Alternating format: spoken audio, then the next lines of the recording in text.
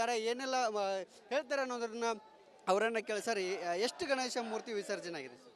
ಈಗ already 95% already ಆಗಿದೆ. ಈಗ ಏನು ಸ್ವಲ್ಪ ಬಾಕಿ ಇದೆ. ಸೊ ಅದು ಕೂಡ ನಾವು ಬೇಗ ಮುಗಿಸ್ತೀವಿ. ಇಶ್ಯೂ ಸರಿ ಇದೆ, ನಾವು ಬೇಗ ಮುಗಿಸ್ತೀವಿ. ಸರ್, ಈಗ ಅದು ಪ್ರತಿಭಟನೆ ಮಾಡಿದ್ರು ಚವ್ವಾಟಗಲ್ಲಿಯಲ್ಲಿ, ಯಾಕೆ ಅಂತ? ಇಲ್ಲ, ಪ್ರತಿಭಟನೆ ಆ ಥರ ಏನೂ ಇಲ್ಲ. ಅಂದರೆ ಬರೀ ಅವರು ಸ್ವಲ್ಪ ಲೇಟ್ ಬಂದಿದ್ರಿ.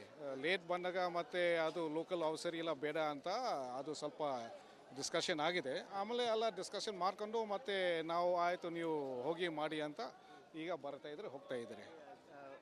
ಚಾಕು ಇರ್ತಕ್ಕ ಪ್ರಕರಣ ಕೂಡ ಆಗಿತ್ತು ಸರ್.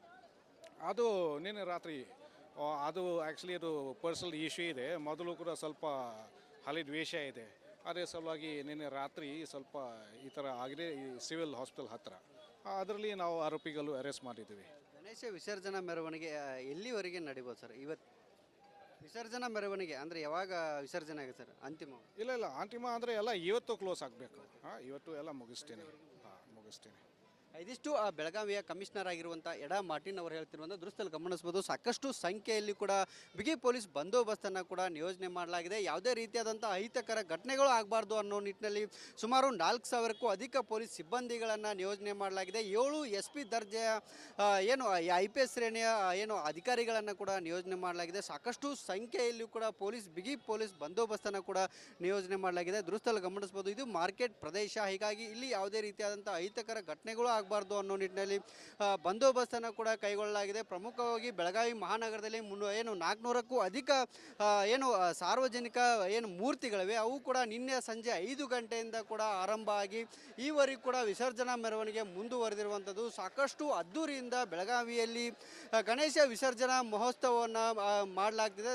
ಸಾಕಷ್ಟು ಸಂಖ್ಯೆಯಲ್ಲಿ ಕೂಡ ಜನ ಸೇರ್ತಾರೆ. ನಿನ್ನೆ ತಡರಾತ್ರಿವರೆಗೂ ಕೂಡ ಸಾಕಷ್ಟು ಸಂಖ್ಯೆಯಲ್ಲಿ ಕೂಡ ಗಣೇಶ ವಿಸರ್ಜನಾ ಮೆರವಣಿಗೆ ಆರಂಭ ಆಗಿರುವಂಥದ್ದು. ಸದ್ಯ ಇಲ್ಲಿ ಯಾವುದೇ ರೀತಿಯಾದಂಥ ಅಹಿತಕರ ಘಟನೆಗಳು ಆಗಬಾರ್ದು ಅನ್ನೋ ನಿಟ್ಟಿನಲ್ಲಿ ಬ್ಲ್ಯಾಕ್ ಕ್ಯಾಟ್ಸ್ ಇರ್ಬೋದು, ಬ್ಲ್ಯಾಕ್ ಕೊಬ್ರಾ ಸಿಬ್ಬಂದಿಗಳನ್ನು ಕೂಡ ಕರೆಸಿದ್ದಾರೆ. ಜೊತೆಗೆ ಸ್ಥಳದಲ್ಲಿ ಬೆಳಗಾವಿಯ ಕಮಿಷನರ್ ಎಡಾ ಮಾರ್ಟಿನ್ ಅವರು ಕೂಡ ಬೀಡನ್ನು ಬಿಟ್ಟು ಎಲ್ಲರ ಭದ್ರತೆಯ ಪರಿಶೀಲನೆ ಮಾಡುವ ಕೆಲಸವನ್ನು ಮಾಡ್ತಿದ್ದಾರೆ. ದೃಶ್ಯದಲ್ಲಿ ಗಮನಿಸಬಹುದು.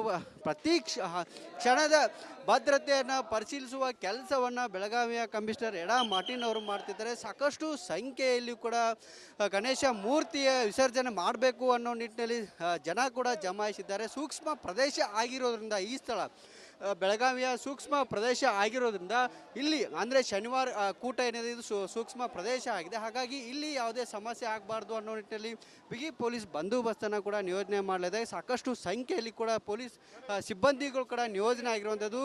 ಇಂದು ಸಂಜೆವರೆಗೆ ಇಂದು ಸಂಜೆವರೆಗೆ ಅಂತಿಮವಾಗಿ ಗಣೇಶ ವಿಸರ್ಜನೆ ಮುಕ್ತಾಯ ಆಗುತ್ತೆ, ಸಂಪನ್ನ ಆಗುತ್ತೆ ಅನ್ನೋ ಮಾಹಿತಿಯನ್ನು ಬೆಳಗಾವಿಯ ಕಮಿಷನರ್ ಅವರು ನೀಡಿರುವಂಥದ್ದು. ಕ್ಯಾಮ್ರಾ ಪರ್ಸನ್ ಗುರುಪ್ರಸಾದ್ ಜೊತೆ ಮೈಲಾರಿ ಪಡಾದ್, ರಿಪಬ್ಲಿಕ್ ಕನ್ನಡ, ಬೆಳಗಾವಿ.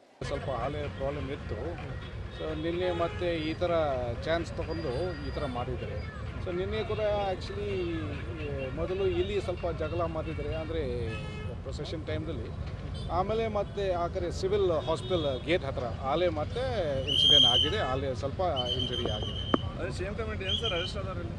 ಈಗ ಅರೆಸ್ಟ್ ಆಗಿದೆ, 3 ಜನ ಈಗ ಅರೆಸ್ಟ್ ಮಾಡಿದ್ವಿ ಸರ್. ಈಗ ಇನ್ನೊಂದು ಚಾಕು ಇರೋ ಪ್ರಕರಣ ಆಗಿದೆ. ಅದು ಆ ಕಡೆ ಅದು ಕೂಡ ಹಾಗೆ ಆಗಿದೆ, ಸೇಮ್.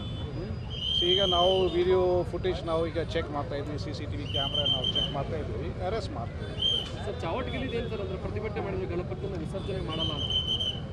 ಇಲ್ಲ, ಆ ಥರ ಏನೂ ಇಲ್ಲ. ಆದರೆ ಸ್ವಲ್ಪ ಬೆಳಗ್ಗೆ ಅವರು ಮತ್ತು ಲೋಕಲ್ ಆಫೀಸರ್ಸ್ ಜೊತೆಗೆ ಸ್ವಲ್ಪ ಈ ಥರ ಇಶ್ಯೂ ಆಗಿದೆ. ಆಮೇಲೆ ನಾವೆಲ್ಲ ಡಿಸ್ಕಸ್ ಮಾಡಿಕೊಂಡು ಈಗ ಅವರು ಬರ್ತಾ ಇದ್ದಾರೆ. ಇಷ್ಟೊತ್ತವರೆಗೂ ಮುಗಿಬೋದು ಸರ್ ಇದು ಗಣಪತಿ ವಿಸರ್ಜನೆ? ಇನ್ನೂ ಭಾಳ ಕ್ಯೂ ಇದೆ. ಈಗ ಆಲ್ರೆಡಿ 95% ಅದು ಆಗಿದೆ. ಈಗ 5% ಅದು ಆಗ್ತಾ ಇದೆ. ಸಂಜೆ ಯಾಕಂದರೆ ನೋಡಿ, ಲಾಸ್ಟ್ ಇಯರ್ ಕೂಡ ಐ ಥಿಂಕ್ 6:37ವರೆಗೆ ಕಂಟಿನ್ಯೂ ಆಗಿದೆ. ಈ ಸತಿ ನಾವು ಸ್ವಲ್ಪ ಬೇಗ ಕ್ಲೋಸ್ ಆಗಬೇಕು ಅಂತ ನಾವು ಟ್ರೈ ಮಾಡ್ತೀವಿ.